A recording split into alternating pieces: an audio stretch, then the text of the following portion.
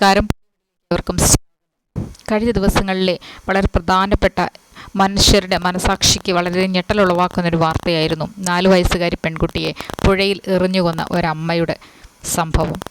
പുഴയിൽ എറിഞ്ഞ കുഞ്ഞ് 4 വയസ്സ് കേവലം മാത്രമുള്ള പെൺകുട്ടി ലൈംഗികമായ പീഡനത്തിന് ഇരയാക്കപ്പെട്ടിരുന്നുവെന്നാൽ അതിലും മനസാക്ഷിയെ മരവിപ്പിക്കുന്ന തരത്തിലുള്ള ഞെട്ടലുളവാക്കുന്ന വാർത്തയായിരുന്നു ഇന്നലെ പുറത്തു വന്നത്.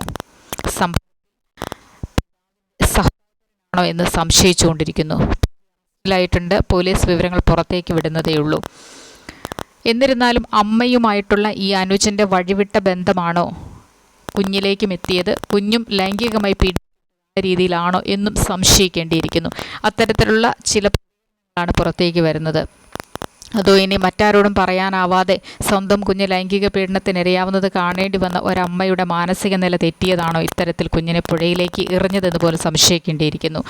അതോ ഇനി അമ്മയും നിരന്തരം ലൈംഗികമായി പീഡനത്തിന് ഇരയാക്കപ്പെട്ടിരുന്നോ? മദ്യപാനവും വഴക്കുമൊക്കെ നിലനിൽക്കുന്ന ഒരു കുടുംബത്തിൽ ഇത്തരത്തിലുള്ള ചില പ്രവർത്തനങ്ങൾ കണ്ടുവരാറുണ്ട്. അതുകൊണ്ട് തന്നെ മദ്യപാനിയായി ഭർത്താവും കിടന്നുറങ്ങുന്നു. ഭർത്താവിന് അനുജൻ ഈ സ്ത്രീയെ ലൈംഗികമായി ഉപയോഗിച്ചിരുന്നോ? അതോ ഇനി പുറത്തത് പറയാനാവാതെ വേദനയോടുകൂടി ഡിപ്രഷനിലേക്ക് ചെന്നെത്തപ്പെട്ടതാണോ എന്നൊക്കെ സംശയിക്കേണ്ടിയിരിക്കുന്നു. ഈ ദിവസങ്ങളിൽ ഏറ്റവും ഞെട്ടലുളവാക്കുന്ന ഒരു വാർത്തയാണ് 4 വയസ്സുകാരി പെൺകുട്ടി ലൈംഗികമായി പീഡിപ്പിച്ചെന്ന്.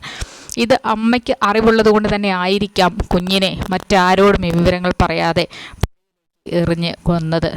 പക്ഷേ ഇത് എന്തുകൊണ്ടായിരിക്കാം? ഓരോ മനുഷ്യനും വേദനയുടെയും നിസ്സഹായതയുടെയും ഒക്കെ ഒരു നേർചിത്രങ്ങളാണോ ഈ കണ്ടുവരുന്നത് എന്ന് പോലും സംശയിക്കേണ്ടിയിരിക്കുന്നു. പിതാവ് മദ്യപാനിയൊക്കെയാണ്, വഴക്കുണ്ടാക്കുന്ന ഒരു വ്യക്തിയാണ്. പണിക്ക് പോയി കഴിഞ്ഞാൽ ഭവനത്തിൽ മറ്റാളുകളൊന്നും തന്നെ ഇവരെ നിയന്ത്രിക്കാനില്ലേ?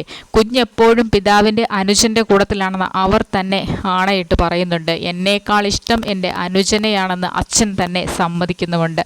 ഇത്തരത്തിലുള്ള ചില നമുക്ക് മനസ്സിലാക്കാവുന്നത് അദ്ദേഹത്തിൻ്റെ ആ ദിവസത്തെ കരച്ചിലൊക്കെയും ആളുകൾക്ക് ഒരല്പം കൂടിപ്പോയോ എന്ന് പോലെ സംശയം തോന്നിയിരുന്നു. അതുകൊണ്ട് തന്നെയും ഈ ദിവസങ്ങളിലെ വളരെ വേദനിപ്പിക്കുന്ന ഒരു വാർത്തയായി ആ കുഞ്ഞു മാറി. അമ്മയുടെ കൈകൊണ്ട് എറിഞ്ഞ് ജീവൻ കിട്ടാതെ അവസ്ഥ, ലൈംഗികമായിട്ട് ആ കുഞ്ഞ് പീഡിപ്പിക്കപ്പെട്ട ആ കുഞ്ഞിൻ്റെ ഒരു മനോനില, ഇതൊക്കെ വളരെയധികം ഈ 4 വയസ്സിനുള്ളിൽ ആ കുഞ്ഞ് ഈ ലോകത്ത് നിന്ന് എത്രയധികം യാതനാകരമായ ണെന്ന് ഓർക്കുമ്പോൾ തന്നെ ദുഃഖം.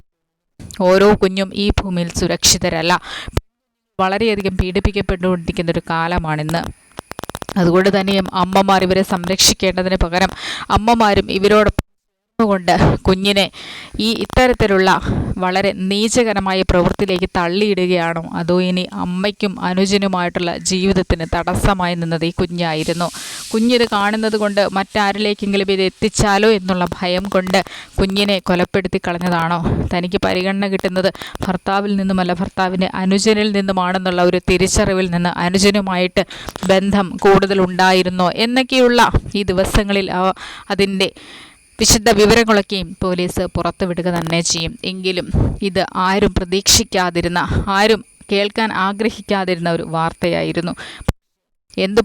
ഈ ലോകത്തിൽ പെൺകുഞ്ഞുങ്ങളാരും സുരക്ഷിതരല്ല, ഒരു മനുഷ്യനും സുരക്ഷിതരല്ല. അതിൽ പെൺകുഞ്ഞുങ്ങൾക്ക് വളരെയധികം ദാരുണകരമായിട്ടുള്ള ാണ് നേരിടേണ്ടി വരുന്നത്. ഈ കുഞ്ഞിന് സംരക്ഷണം കൊടുക്കേണ്ടിയിരുന്ന അമ്മ തന്നെ അതിനെ പുഴയിലേക്ക് എറിഞ്ഞു കൊന്നു എന്നതിനപ്പുറം ആ പൊടിക്കുഞ്ഞ് ലൈംഗികമായി പീഡിപ്പിക്കപ്പെട്ടു.